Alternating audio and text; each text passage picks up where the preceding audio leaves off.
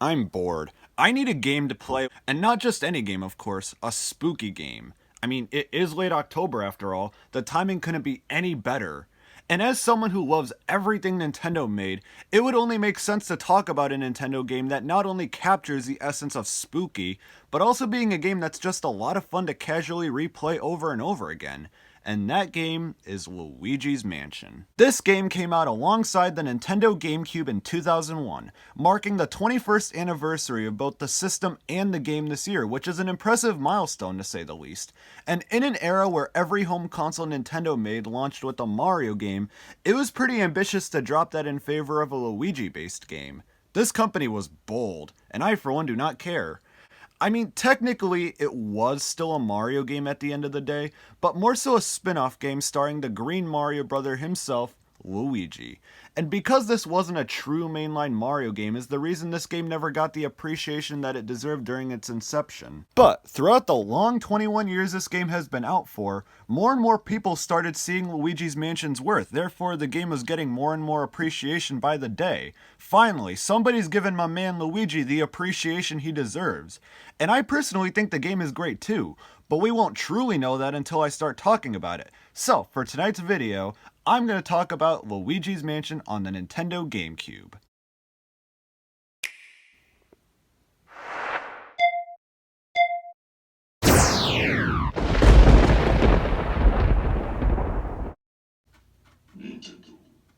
What? So the story for Luigi's Mansion isn't really anything special. It's different compared to the mainline Mario games, but it's still your no-nonsense Mario plot. Luigi heard that he won a mansion in a contest, but he doesn't even recall entering the contest. And this is just about as suspicious as it sounds.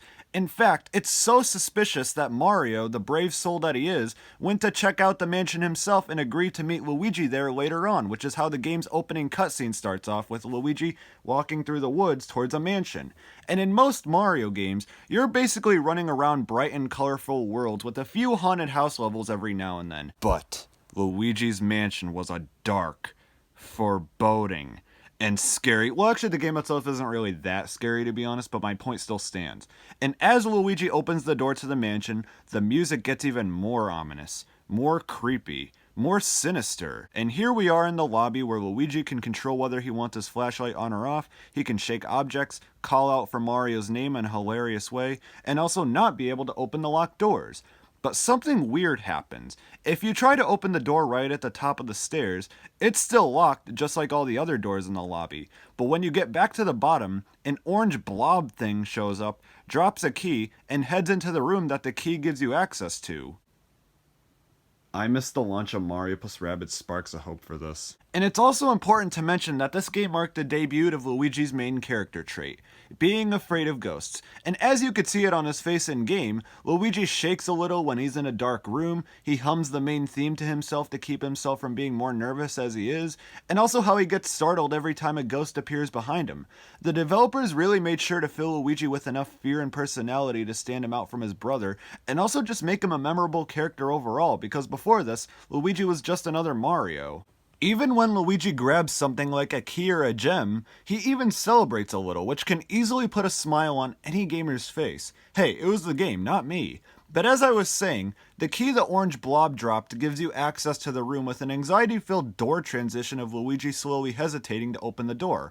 I tell you man, this game is quite intense for a launch title. I mean, yeah, I'm sure that's the direction they were probably going for, but every time this door transition cutscene plays, it always gives me anxiety whenever I approach a door. Yeah, that's not happening. But regardless, we finally get access to the first true room in the mansion. And remember that orange blob? Well, it actually appears to be a ghost and it even attacks Luigi. And right before it gets him, Professor Elvingad, an old scientist, saves him by using the Poltergust 3000, a special ghost capturing vacuum to unsuccessfully capture it. They are then chased out and head on over to Egad's lab, where they both catch up on why they were at the mansion. We already know from this part of the video why Luigi was at the mansion, but not Egad. He claimed to be there because the ghosts who used to be in portraits in his gallery were released and all fled to the mansion. And it turns out Egad actually saw Mario himself head into the mansion a while back, but he hasn't seen him return, which means Mario must be in trouble. Don't talk crazy, they're not gonna eat the man. Let's hope not. And the objective is pretty straightforward from this moment on. Go to the mansion, find Mario, and help Egad get his portrait ghosts back into their respective frames. But not before doing a little bit of training with the Poltergust 3000, the ghost capturing vacuum that's going to serve as your only means of defense against the ghosts. Which means, yes, you're going to be doing some ghost busting. Nothing familiar about that, I swear.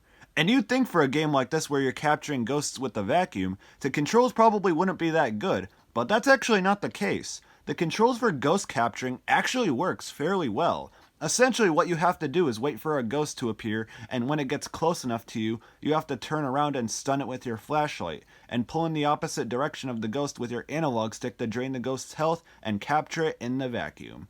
It took a little while to adjust to it my first time through, and I never really understood the whole waiting for the ghost to get close enough and shine your flashlight at it, but it works well for the most part. And of course, it's not the only Professor Egad invention that you're equipped with. You're also given the Game Boy Horror, basically a fan-made version of the Game Boy Color with the ability to scan objects and get Luigi's personal thoughts on them, the ability to check the map and see which keys give you access to what room in the mansion, and to also get hints on what the portrait ghost's weaknesses are, and also the main way of receiving video calls from Egad. It's a really cool device, and with this not being an actual system, it upsets me way more than it should. Oh well, at least we got the dual screen. Oh, you gotta be freaking kidding me! But once you master the Poltergust 3000 and the Game Boy Horror, you can finally return back to the mansion prepared to take on the many, many ghosts that await your arrival. But in reality, you're not truly alone. That's right, every once in a while you'll encounter a crying toad who, once you start talking to them, stops crying and allows you to save your progress from that point onward. It's pretty convenient. The toads basically serve as this game's checkpoint, and that's never a bad thing, though they are big crybabies. But now we get serious. We go back into that room and encounter paintings that are talking to you. Guess who's sleeping well tonight? Then we do some good old-fashioned ghost busting. There's actually quite a few ghost types here to keep the mechanic interesting. There's the basic orange ghosts to start things off, then the pink ones which are slightly more challenging, the blue ones which try to cause earthquakes by slamming the ground, these gray and purple ones that hang from the ceiling with the purple ones dropping bombs, these red and gray ones are pretty messed up with them literally grabbing Luigi by the neck and slowly killing him. Well, something's wrong here. And there's also Shy Guys here, which definitely makes this game feel more Mario-ish than if it didn't have Shy Guys. Now, all the ghosts in this game look pretty humorous, but something about them makes them feel threatening and out to get you, whether it's those blank smiles they all have on their faces, or that unsettling cackling sound they make when they appear. It kinda makes this game feel a bit more nerve-wracking to say the least. Except for the green ones. These are not scary to say the least. They just stand around and eat bananas, which, let me tell you, are the last things I think of when I hear threatening and out to get you. Unless you're just really afraid of bananas. And moving off of the standard ghosts, we get to the portrait ghosts, and this is what I'm talking about. With the portrait ghosts, you don't just stun them with your flashlight, but in order for them to reveal their weakness, you have to solve some kind of puzzle, like opening a curtain to create a draft, causing the ghost Lydia to get up and close it, thus revealing her weakness. Or messing with these clocks to get these clock soldiers up and running. Or even taking part in a music quiz with Melody. Not much of a puzzle, but you know, this isn't the first time Nintendo's lied to me. Today. They're a pretty cool change of pace, to be honest, but not all of them are winners. For Neville, you just have to wait until he starts yawning. It's not necessarily a puzzle to solve, it's just waiting for the right moment. And I've had a bit of frustration with these dancers where you have to separate them in order for them to reveal their weakness, and for some reason I just found it a bit tedious to do so. And don't even get me started on Henry and Orville where you have to play hide and seek with them, and it just takes so long to actually pick the right boxes they're hiding in. And some of them are even optional, like Biff Atlas. But come on, who's gonna walk past this guy and not hit him in the face with his own equipment? This dude thinks I'm scared of him? Well, the joke's on him because he's scared of me. And of course, you can't have a spooky Mario spin-off game without boos. And they're definitely here alright. At some point in the game, you come across this storage room where by pressing a button reveals more of the room and also a closed shaft. And by pressing another button, the shaft opens up and boos come out. 50 as a matter of fact, including King Boo himself. And it turns out the boos are actually responsible for releasing all of Egad's portrait ghosts, and also the ones responsible for Mario's mysterious absence. And now Egad tasks you with another objective, capturing all the boos. There's 50 of them, and each one is hiding in each room throughout the mansion. But you can't just go into a room and the Boo will appear. You have to clear the room of all the other ghosts to get the lights to turn on. Then you have to shake every object in the room in order to get it to come out. The Game Boy Horror actually makes this task a bit easier, as every time you walk in a lit up room, the radar will flash yellow, letting you know that you're in the same room as a Boo. But when you're standing right next to an object with a Boo hiding in it, it'll flash red. Sometimes the game will make fun of you with it just being a white ball or a bomb, but most of the time an actual Boo will appear. Capturing them is a bit different from a regular ghost, as you don't actually stun them with your flashlight. You just point the poltergust at them and hope for the best. And most of the time while you're in the process of trying to capture it, it'll flee to another room. And most of the time, it'll go into a room that you can't even go in yet, which is a mega annoyance, especially when their HP only gets higher throughout the game. It kind of ruins the game's pacing if you're planning on capturing them all with some required backtracking, which really isn't this game's strong suit. But a fun little detail regarding the Boos is their name. Bamboo, and even Game Boy Advance, which is the best way Nintendo could possibly market the Game Boy Advance. I'm easy to please. Now it's about time we finally talk about the mansion. It's pretty big. Some people think this game is non-linear with how big the mansion is, and I mean it's big enough to have a full-fledged game take place in it, but I can't really call this a non-linear game. You could explore the mansion at your own pace, and some rooms are actually pretty big, but this is a mostly linear adventure through and through. But I will say though, the mansion has great detail to sell you on the idea of this being an old mansion riddled with ghosts.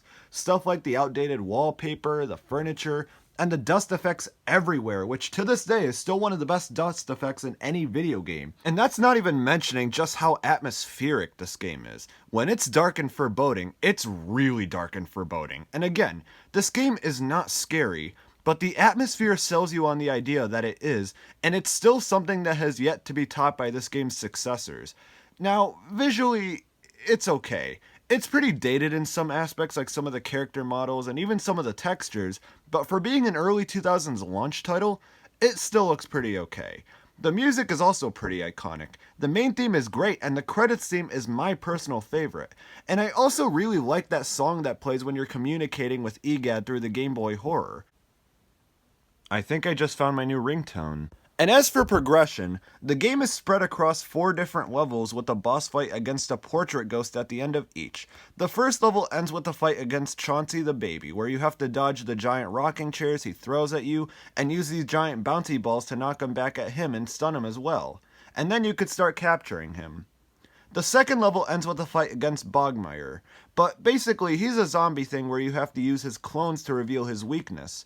It's kind of a hard boss to explain, but it's not really that hard of a boss in general, so who cares. The third level ends with a fight against the giant Boo, the Boo-lossus, where you have to get him to run into the statue and split into multiple Boos, and you have to use this ice mechanic to freeze each one and capture them. This boss fight isn't bad, but it irritated me to no end, with the poltergust having a slight delay on shooting out the ice.